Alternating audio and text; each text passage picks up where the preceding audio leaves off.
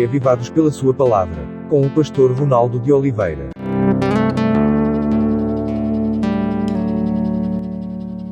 Você está na TV Novo Tempo e este é o seu programa Reavivados por Sua Palavra. Nosso objetivo é levar até você um capítulo da Bíblia por dia, com alguns comentários para você entender mais o contexto, tirar uma outra lição para a sua vida.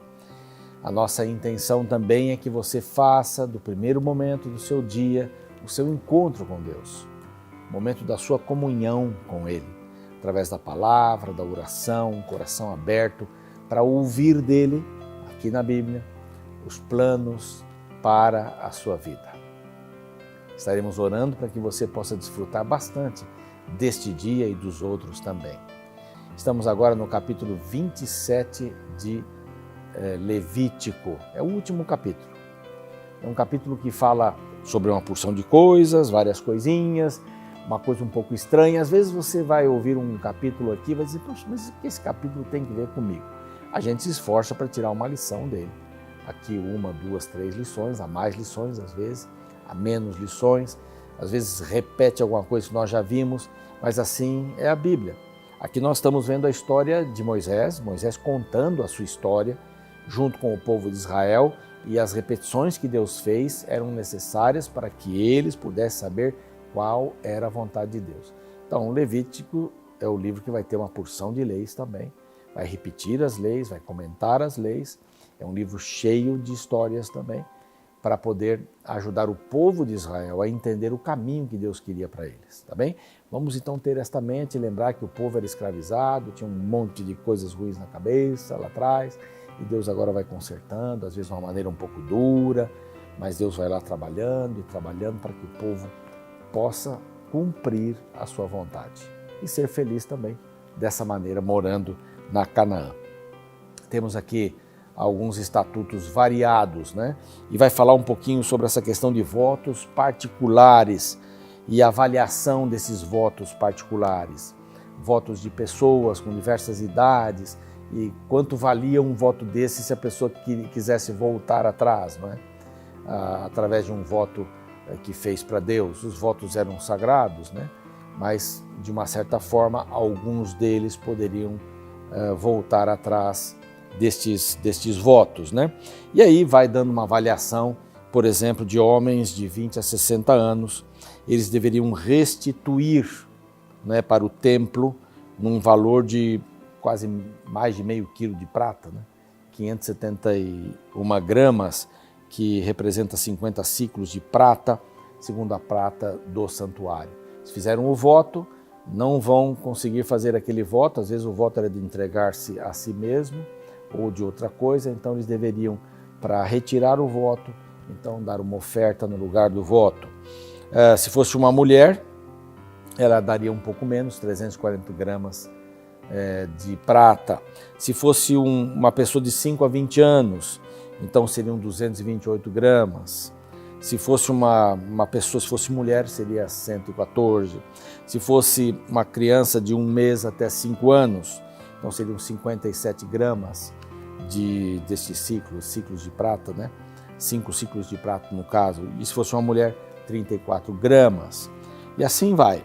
60 anos, acima de 60 anos, o homem seria 167 gramas e a mulher 114 gramas. Se fosse pobre, essa pessoa, para resgatar um voto da sua própria pessoa, entregar a sua própria pessoa ou alguma outra coisa, se era pobre, então o sacerdote ia avaliar, segundo a sua pobreza, e ia colocar ali também um valor para restituição do voto.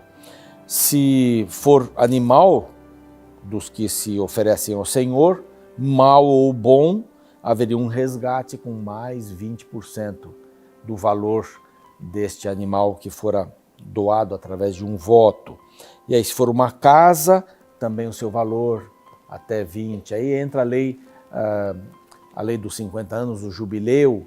Se fosse uma casa, então até que ponto eles estavam no jubileu, fariam uma conta, porque no jubileu, nós já vimos alguma coisa, vamos ver mais para frente aqui, toda a propriedade voltava para o seu próprio dono, não é?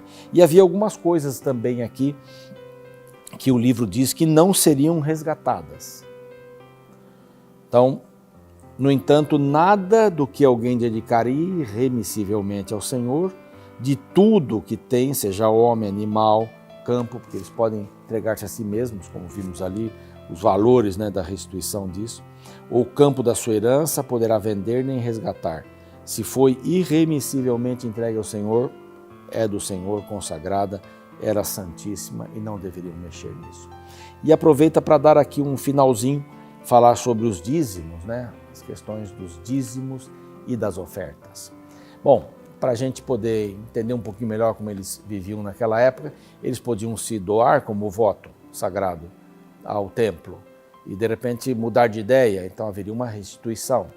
Se não fosse a própria pessoa, se fosse alguma coisa, um animal, uma casa, então haveria regras também para restituição. Sendo animal, casa, sendo um bem, teria 20% de multa, podemos dizer assim, o valor mais 1/5 daquele valor. E quando ofereciam coisas que não poderiam mais restituir, não ficavam com Deus. Essa questão da doação, né? Às vezes as pessoas, até hoje em dia, querem doar uma casa, por fim desistem e recolhem a casa por causa da família ou qualquer outra coisa, né? Mas o mais importante aqui é a doação pessoal, do que eu estou dando a minha vida para o Senhor. Não é para o templo, né? Não tem nenhuma dessas regras hoje, mas nós podemos doar a nossa vida. O que nós estamos fazendo para doar a nossa vida? Para sermos de Jesus, para sermos Jesus para os outros. Então, só há 2 momentos aqui, o pó do início e o pó do final. O que nós estamos fazendo com esse traço aqui entre um e outro da nossa vida? Como nós estamos valorizando a nossa vida em relação a Deus? Nós estamos tomando tempo para buscar as coisas de Deus, estamos investindo tempo para ajudar o reino de Deus progredir, crescer. Quantas pessoas precisam saber que Jesus é o Senhor, é o Salvador, é o Criador? Estamos investindo tempo nisso, estamos investindo tempo para ajudar pessoas carentes, estamos repartindo o que nós temos para que as pessoas também possam ter e possam sobreviver. Não é só no Natal que a gente deve fazer isso, ou só quando vem o frio que nós vamos dar cobertores. Durante toda a vida, é sermos Jesus para essas pessoas, para que elas conheçam o que significa viver e andar por Ele. Esse capítulo é um pouco diferente, termina agora com a questão do dízimo. O dízimo, você sabe, é a 10ª parte, então fala do dízimo dos cereais, o dízimo dos frutos, o dízimo do gado também, todo que passasse debaixo do bordão para ser contado como a 10ª parte valeria, mesmo aquele que tivesse qualquer defeito. Se você quisesse trocar, os 2 seriam santos, como diz a Bíblia aqui. Mas para o dízimo, todos que passassem debaixo do bordão, no caso de animais, então teriam defeitos? Teriam defeitos. A oferta era sem defeito, mas o dízimo poderia ter o feito. É o trabalho. Vai, 1 a 1 os animais. 100 animais, 10 animais são do Senhor. Se um deles passasse tendo algum defeito, passaria. Você quer trocar aquele? Ok, pode trocar aquele, mas os 2 serão santos diante do Senhor. O Senhor não pede que você troque essas coisas. Então, a entender esta questão dos dízimos, das ofertas, então tantas coisas interessantes que a palavra de Deus nos coloca. Bom, aqui então Moisés escreve, terminaram as orientações do Senhor dadas para ele no Sinai, dadas para ele também ali na tenda da congregação, e o povo estava pronto para seguir.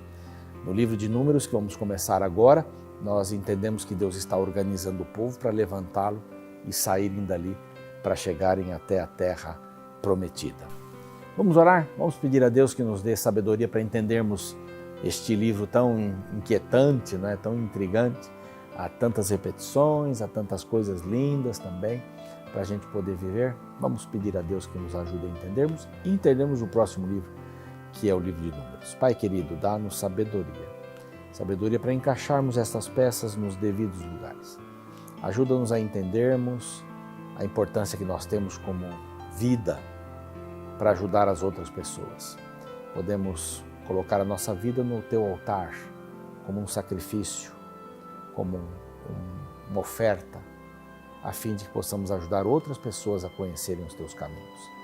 Queremos orar hoje pelas pessoas que sofrem de alguma enfermidade, pelos desempregados, por aqueles que estão enfrentando algum desafio no lar, separação, falta de comunicação, desamor. Que o Senhor possa ajudar a todos a conhecerem a Tua vontade e terem forças para seguirem na Tua direção. Isso tudo em nome de Cristo. Amém. Muito bem, estamos chegando ao final do programa. Eu espero que você esteja conosco no próximo dia. Vamos começar um livro novo, Números. Que Deus te abençoe. Até o nosso próximo encontro.